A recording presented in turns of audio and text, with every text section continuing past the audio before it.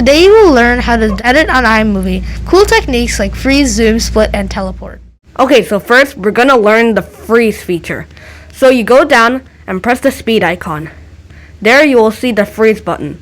If you press on it, it will automatically make a white line that indicates the length of the freeze.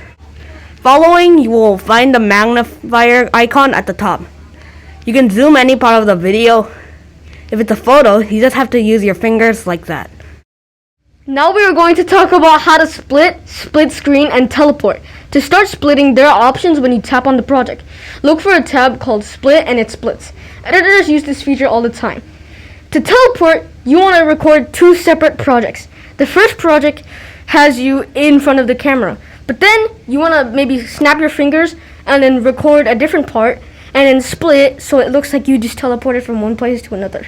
In order to split screen, you just need to press on the project and click the three dots and press split screen. It makes the experience so much better. That's why iMovie added it. In order to split screen, you have to click on the video up here and click the three dots and press the split screen option. We hope you enjoyed this tutorial video and learned some cool things. Goodbye.